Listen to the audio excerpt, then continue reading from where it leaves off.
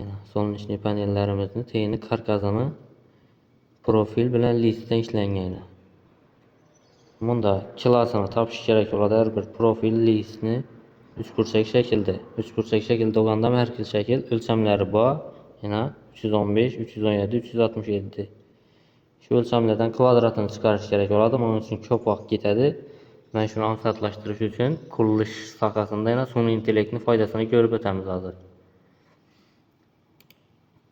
Tak, yana sun'iy intellekt ChatGPT'dan men shuni uchburchakning yuzini so'radim. Yana toshni yozib chiqarib berdi. Yuzini yana formulalar bilan hisoblab, vaqt ketirib o'tirmadim. Yana 0,047, 0,0472 metr kvadrat deb olib qo'yardim.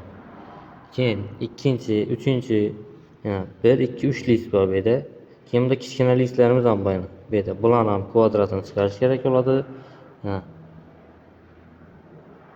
Kvadratini chiqarib, bu klasini so'rasam, klasini ham topib beradi dedim. Menga kvadrati kerak bo'ldi, hammasini qo'shib turib klasini chiqardimdan keyin.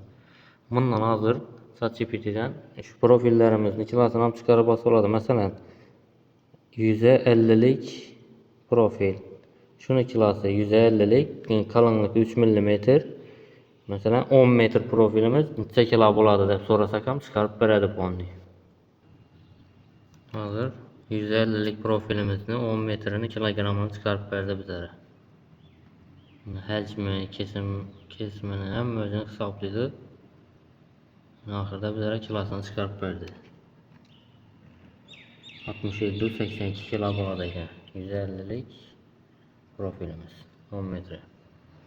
Bu ChatGPT'dan ko'p narsalarda foydalansa bo'ladi. Qurilish sohasida ham, hamma sohada.